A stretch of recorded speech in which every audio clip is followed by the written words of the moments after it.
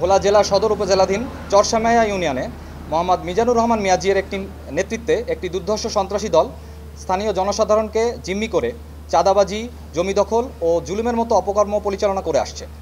ভুক্তভোগী স্থানীয় জনগণ কোস্টগার্ডের নিকট সাহায্যের আবেদন করলে তাদেরকে প্রাণনাশের হুমকি সহ অন্যান্য হুমকি প্রদান করা হয়ে থাকে। পরবর্তীতে গোপন সংবাদের ভিত্তিতে গতকাল 15 সেপ্টেম্বর রবিবার 23:30 ঘটিকা হতে আজ 16 সেপ্টেম্বর সোমবার 3:30 ঘটিকা পর্যন্ত বাংলাদেশ কোস্টগার্ড দক্ষিণ জোন, বাংলাদেশ নৌবাহিনী এবং বাংলাদেশ পুলিশের সমন্বয়ে একটি যৌথ অভিযান পরিচালনা করা হয়। অভিযানে ভোলা জেলার সদর উপজেলাধীন চরসামাইয়া ইউনিয়নের 5 নং ওয়ার্ডের আলাউদ্দিন মিয়াজি বাড়ি, পালোয়ান বাড়ি এবং মিজির বাড়ি তল্লাশি করে সন্ত্রাসী বাহিনীর দেশ প্রধান মোহাম্মদ মিজানুর রহমান মিয়াজি এবং তার সহযোগী মোহাম্মদ মিরাজ সহ সর্বমোট 7 জন সন্ত্রাসীকে 25টি দেশীয় অস্ত্র এবং 8টি কাঠের ব্যাটন সহ আটক করা হয়। পরবর্তীতে আটককৃত সন্ত্রাসীদের জব্দকৃত অস্ত্রসহ সকল আলামত ভোলা সদর থানায় হস্তান্তর করার প্রক্রিয়া চলমান রয়েছে। বাংলাদেশ কোস্টগার্ড ভবিষ্যতেও এ ধরনের অভিযান পরিচালনা করবে।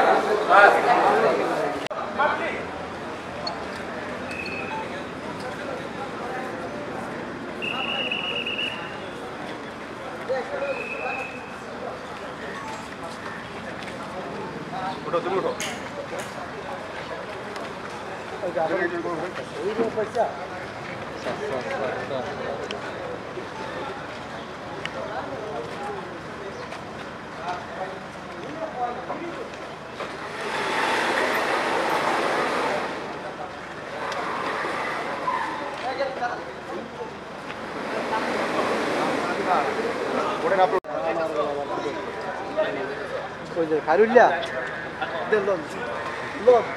কত ফিরিস করবেন?